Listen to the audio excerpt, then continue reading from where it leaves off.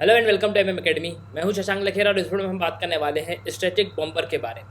क्या भारत को strategic bomber की ज़रूरत है और बहुत ही जल्द, यानी कि 2025 में चाइना डिप्लॉय कर देगा अपना नया बॉम्बर। ना देखो, अगर आप मैप में देखोगे ना, तो भारत एक बहुत बड़ी बॉर्डर चाइना के साथ शेयर करता है। 1962 में हम चाइना के साथ एक वॉर भी लड़ चुके हैं। वहीं अगर हम पाकिस्तान की बात करें तो पाकिस्तान से भी करीब 3 वॉर हम यहाँ पे लड़ चुके हैं।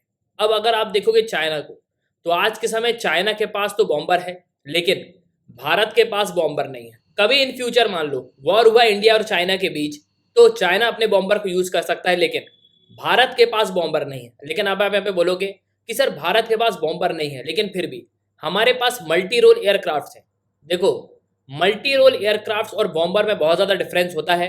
तो क्या भारत को अपना खुद का एक बॉम्बर डिजाइन करना चाहिए? देखेंगे हम इस वीडियो में, और इसके रिगार्डिंग आपको आर्टिकल भी देखने को मिलेगा। ये आर्टिकल स्पेस एविएशन का है।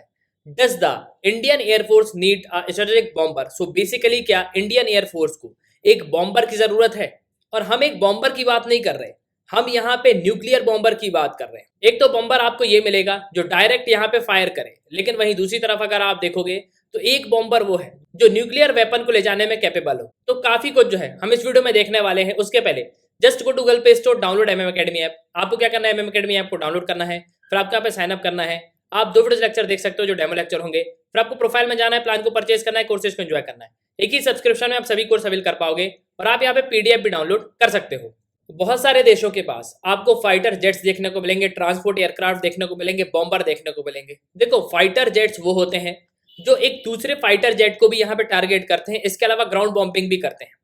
वहीं अगर हम ट्रांसपोर्ट एयरक्राफ्ट कैरियर की बात करें तो बेसिकली ये यहाँ पे ट्रांसपोर्ट के लिए यूज होते हैं। लेकिन वहीं पे अगर हम एक बॉम्बर की बात करें, प्रॉपर बॉम्बर का काम ये होता है कि वो लैंड टारगेट को यहाँ पे टारगेट करे। बॉम्बर की जरूरत इसलिए होती है कि बहुत ही बड़े लेवल पे ये यहाँ पे वेपन्स को ले जा सके और बिल्कुल एक्यूरेट टारगेट को ये हिट कर सके।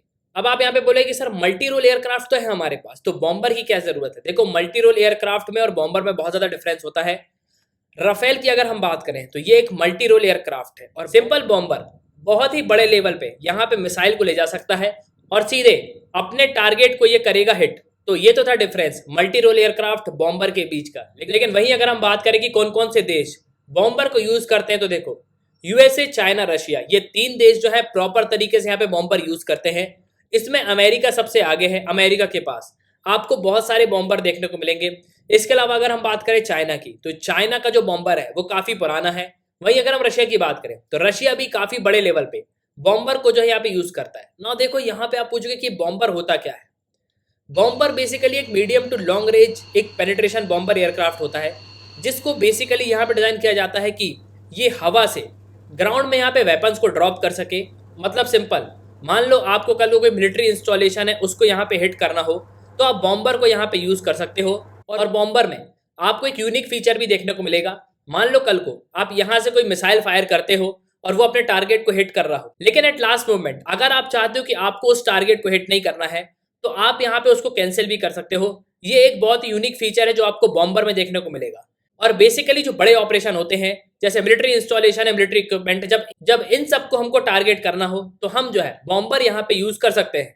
और अगर हम आज के समय एक्टिव बॉम्बर्स की बात करें तो इतने सारे एक्टिव बॉम्बर्स आपको देखने को मिलेंगे।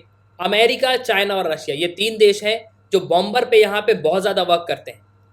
अमेरिका का आपको एक B2 देखने को मिलेगा जो काफी न्यूज में रहता है। इसके अलावा एक बोइंग ने B-52 यहाँ पे डेवलप किया है। रॉकबेल का B-1 लेंसर आपको देखने को मिलेगा। अमेरिका और रशिया तो ठीक है, लेकिन चाइना की अगर हम बात करें तो मान लो इन फ्यूचर कल को भारत और चाइना के बीच में कोई वॉर होता है, तो बिल्कुल चाइना जो है अपने बॉम्बर को यहाँ पे यूज कर सकता है। और चाइना अपने बहुत ही पुराने बॉम्बर को यहाँ पे यूज करता है। ये आप देख सकते हो, ये इसकी इमेज है। लेकिन अगर हम इनके फ्यूचर प्लान को देखेंगे तो बिल्कुल चाइना यहाँ पे जियान H-20 नाम का एक स्टेल्थ बॉम्बर डेवलप कर रहा है, और इनकी प्लानिंग ये है कि ये 2025 तक इसको डिप्लॉय कर देंगे। और इसमें काफी यूनिक फीचर आपको देखने को मिलेंगे। चाइना इसको इस तरीके से डेवलप कर रहा है कि इसमें आपको बहुत सारे स्टेल्थ फीचर देखने को मिलेंगे, और इसमें इंटर कॉन्टिनेंटल स्ट्राइक करने की कैपेबिलिटी होगी। मतलब सिंपली आप समझ लो, जिस तरीके से हम इंटर कॉन्टिनेंटल बैलिस्टिक मिसाइल की बात करते हैं जो करीब 5000-8000 किलोमीटर की रेंज की होती है, वैसे ही ये यहाँ पे बॉम्बिंग कर सकता है। तो आप समझ सकते हो कि चाइना बहुत ही बड़े लेवल पे यहाँ पे वर्क कर रहा है अपने बॉम्बर पे। और चाइना जिस दिन इसको डिप्लॉय करेगा उस दिन चाइना की जो स्ट्राइक रेंज है वो बहुत ज्यादा बढ़ जाएगी और इसकी इतनी रेंज होगी कि यहाँ पे ये यूनाइटेड स्टेट्स के जो बेस हैं उनको ये टारगेट कर पाए। अब जब ये अमेरिका के बेस को यहाँ पे टारगेट कर सकते हैं तो भारत तो बिल्कुल बाजू में आपको देखने को मिलेगा। और जो H-6 बॉम्बर्स है वो आज के समय आपको काशगर में देखने को मिलेंगे, होटन में देखने को मिलेंगे। इसके अलावा जो जिंगजियांग प्रोविंस है चाइना का, वहां भी आपको देखने को मिलेंगे, जो लद्दाख बॉर्डर के बिल्कुल पास में ही है। और जो चाइना का इन फ्यूचर प्लान है, जो जियान H-20 चाइना यहाँ पे डेवलप कर रहा है, ये एक सबसोनिक स्टेल्थ बॉम्बर है जिसको पीपल लिबरेशन आर्मी जो है डिजाइन कर रही है और बहुत ही जल्द चाइना इसको अपनी आर्मी में शामिल कर देगा। और देखो, एक बार जब ये उड़ेगा ना तो इसकी कैपेसिटी होगी 12,000 किलोमीटर की। मतलब एक बार इसने उड़ान भरी तो ये 12,000 किलोमीटर तक जो है उड़ सकता है। तो ठीक है, मतलब चाइना बहुत ही जल्द अपने बॉम्बर को यहाँ पे डिप्लॉय कर देगा। लेकिन अगर हम बात करें इंडिया की, तो क्या इंडिया के पास कोई बॉम्बर है? नहीं। देखो, इंडिया के पास तो कोई बॉम्बर नहीं है।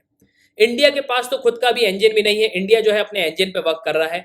अब आप यहाँ पे बोलोगे कि सर हमने तो तेजस को डेवलप किया है। देखो, तेजस को बनाया जरूर हमने है, लेकिन तेजस में जो इंजन लगा है वो अमेरिका से लिया हुआ इंजन है। भारत का तो कावेरी इंजन है, उस पर अभी भी वर्क चल रहा है।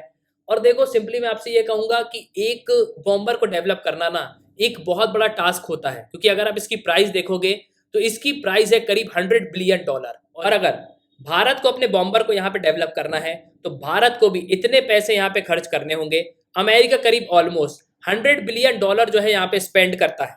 तो एट लास्ट मैं आपसे यहाँ पे पूछूंगा कि आपको क्या लगता है, जिस तरीके से चाइना अपने H-20 बॉम्बर को यहाँ पे डेवलप कर रहा है, क्या भारत को भी अपने बॉम्बर को यहाँ पे डेवलप करना चाहिए, या भारत को भी एक बॉम्बर यहाँ पे परचेस करना चाहिए, जिससे इन फ्यूचर मान लो कल को कोई भी खतरा होता है, मान लो कल को चाइना हम पे अटैक करने की कोशिश करता है, तो हम जो है उसको भी इजीली यहाँ पे टारगेट कर पाए। इसके बारे में कमेंट बॉक्स में लिखना जरूर। इसी के साथ ये तंज इस वीडियो का सुनने के लिए बहुत बहुत धन्यवाद। जय हिंद, जय भारत।